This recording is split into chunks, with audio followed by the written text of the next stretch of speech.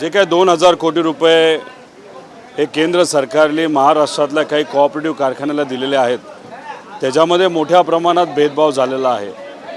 अशोक बापू पवार यांचा जो कारखाना आहे त्या कारखान्यामध्ये ऊस घालणारे शेतकरी हे शेतकरी आहे।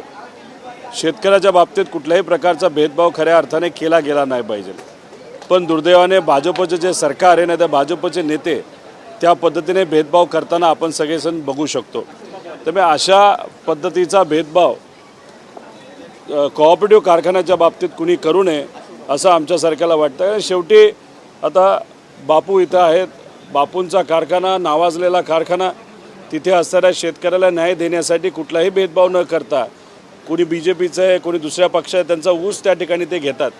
आणि मग गेले 2 वर्ष आपण जर बघितलं तर त्यांच्या कारखान्याला अडचण खूप मोठ्या प्रमाणात आणलेली या सरकारने आणि केंद्र सरकारने आपण सर्वजण बघू शकतो। आणि असाच भेदभाव केल्यामुळे आपल्याला असं म्हणावं लागेल की BJPला या महाराष्ट्रामध्ये लोकांनी स्वीकारलेलं नाही, अजूनसुद्धा वेळ गेलेली नाही।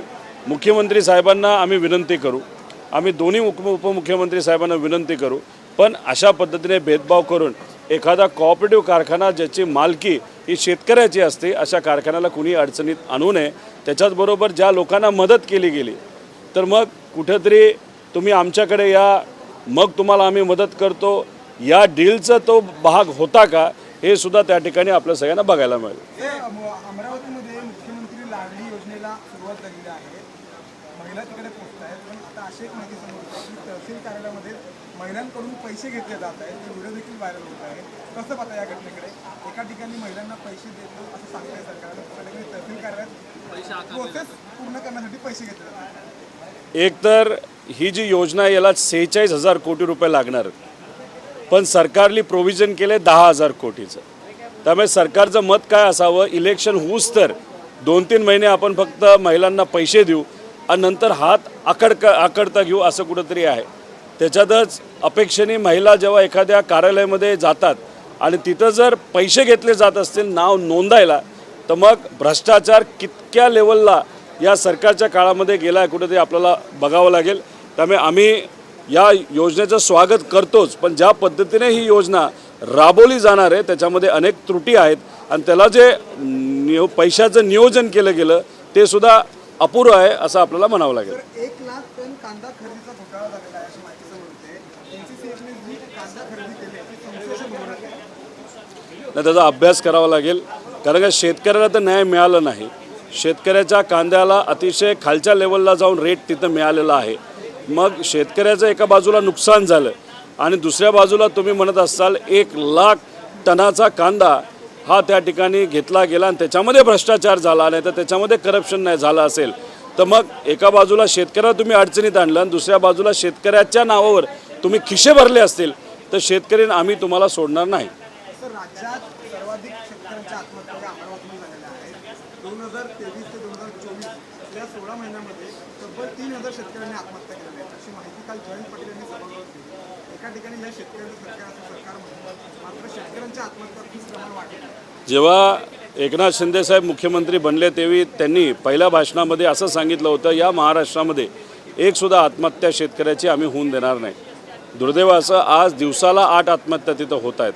त्याच्याचबरोबर एका माजी अधिकाऱ्यांनी मराठवाड्यासाठी एक रिपोर्ट बनवला होता ज्याच्यामध्ये तिथं असणारे जे शेतकरी त्यातले किती लोक आत्महत्या करण्याचा विचार करतात तो आकडा 2.5-3 लाखाच्या आसपास होता। आम्ही म्हणत होतो की तुम्ही तो चर्चेत आणणार रिपोर्ट, पण या सरकारने त्या रिपोर्टला चर्चेत आणलं नाही, त्याच्यावर काही झालं नाही। त्यामुळे सरकारला शेतकरी, युवा नाही तर कुणीही आत्महत्या केली तरी त्यांना काही पडलं नाही, दुर्दैव असं आपल्याला म्हणावं लागेल। अमरावतीमध्ये नक्कीच आत्महत्या सर्वात जास्त आहे, पण अमरावती असो नाही तर कुठलाही जिल्हा असो एखाद्याच शेतकऱ्याने सुद्धा आत्महत्याचा विचार तिथं केला असेल तर दुर्दैवी गोष्ट आहे। आणि अमरावतीमध्ये जिथं आत्महत्या केल्या जात आहेत तिथं काही सामाजिक संघटना चांगलं काम करत आहेत त्या कुटुंबासाठी, आणि एकल योजना जी आहे त्या योजनेला सुद्धा त्या शेतकऱ्याच्या कुटुंबापर्यंत ती योजना पोचून दिली जात नाही असं सुद्धा काही जण करतायत।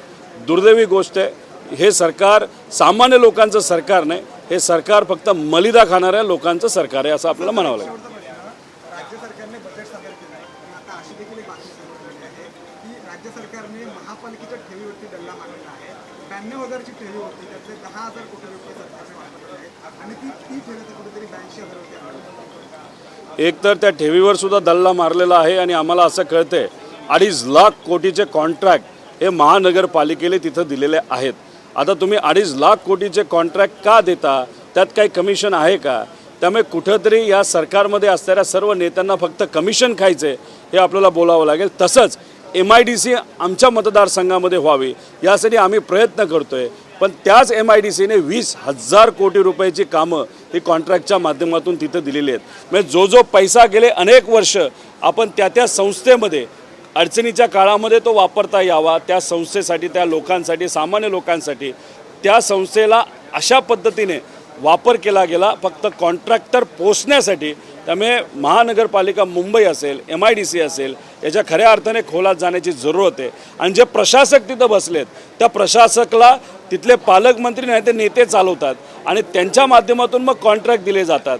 त्यामुळे जेव्हा केव्हा आपल्या विचाराचं सरकार येणार आहे त्यामुळे याच्या खोलात जाण्याची जरूरत आहे. याच्यामध्ये करप्शन झालं आहे का, मलिदा खाल्ला गेला आहे का, हे सुद्धा बघण्याची जरूरत आहे. आणि काही लोकांना महानगरपालिकेमध्ये तिथं PF सुद्धा मिळत नाही अशी तक्रार काही कामगार तिथं करतात. त्यामुळे खरंच याच्यामध्ये अजून डिटेलमध्ये जाण्याची जरूरत आहे.